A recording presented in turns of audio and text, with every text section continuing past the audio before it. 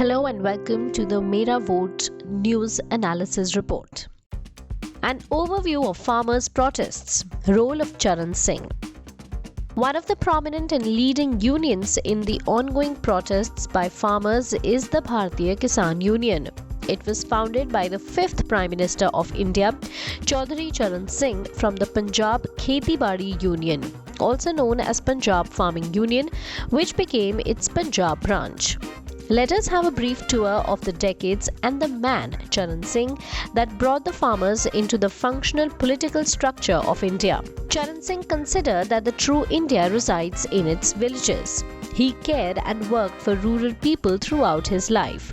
He was a farmer in thought and deed. He was essentially the first Kisan Prime Minister. He played a pivotal role in reorganizing the political economy of agriculture in Uttar Pradesh by drafting and enacting different bills of agricultural reforms before and after independence. In 1939, Charan Singh had introduced the Debt Redemption Bill in order to give relief to the peasantry from money lenders. Born in a village in a farmer family, Charan Singh had seen the plight of farmers and the ways in which money lenders exploited them. Like merchants' capital, it bears more heavily on the poor farmers than on rich ones. The issue of farm debt is significant for middle and small farmers. The Debt Redemption Bill was one of the significant steps in making the farmers' lives better. In April 1939, Charan Singh had drafted the Land Utilization Bill, whose aim was to transfer the proprietary interest in agricultural holdings of UP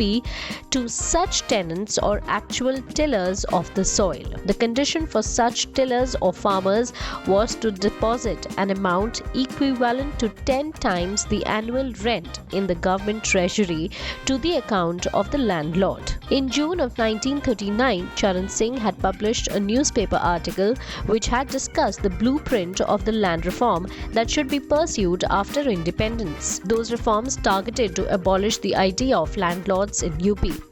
By 1945, Charan Singh had prepared a draft on land reform as part of Congress Manifesto, which was approved by the All India Congress Committee in the Calcutta session held in December that year. By that time, he had started preparing himself politically and ideologically as the Kisan champion. On July 11, 1952, as Agriculture Minister, he led Uttar Pradesh in abolishing the Zamindari system. He had himself drafted the UP Zamindari and Land Reforms Bill. The aim was to strike a moral blow at the landlord class.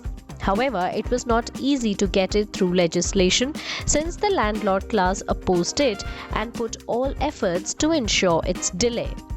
Being a lawyer and a successful politician, Charan Singh bided his time and saw the legislation through to a successful conclusion in terms of enactment. It was a landmark achievement in the peasant history of India. This changed the life and actions of small and middle farmers and produced a class of rich farmers in western UP and in other parts of India. These steps have a bearing on the ongoing protests around Delhi. The current central government under BJP has tried various means to stave off the protests, but to no avail.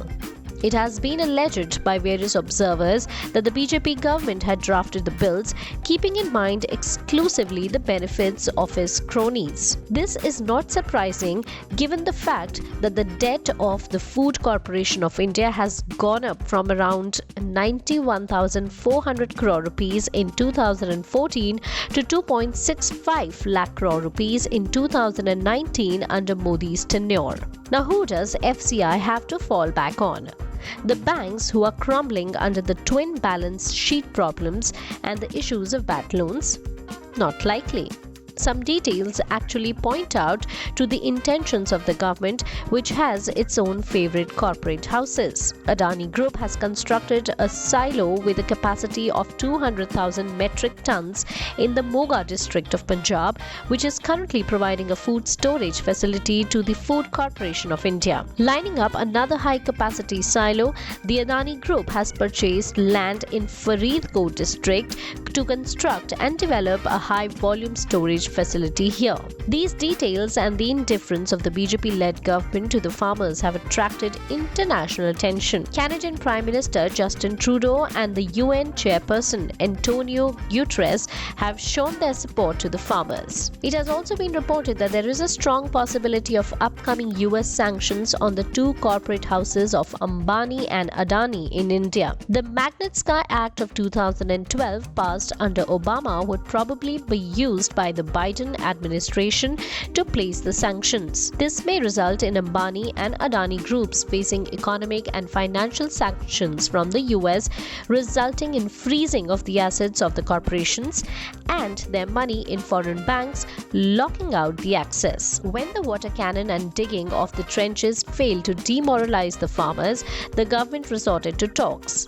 But multiple rounds of talks have already failed. To the embarrassment of the government, the farmers have been bringing their own food and refusing to take the lunch provided by the government during the talk. Farmer leaders like Rakesh Tikait have clearly stated that the protests would not stop until 3 laws are repealed.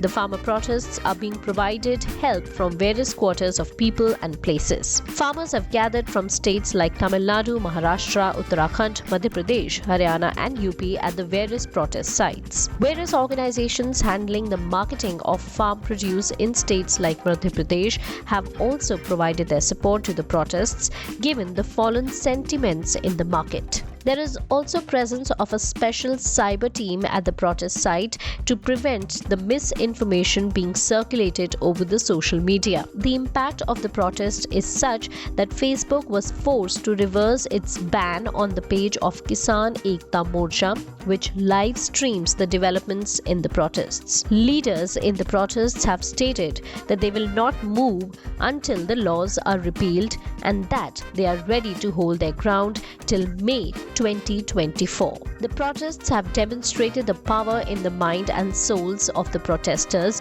who have braved rains, water cannons and winter nights assembled at the sites.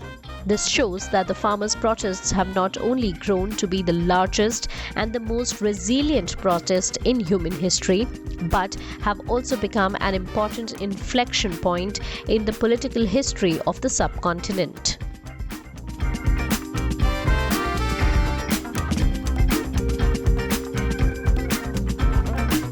That's it for today. Keep watching this space for more news analysis reports.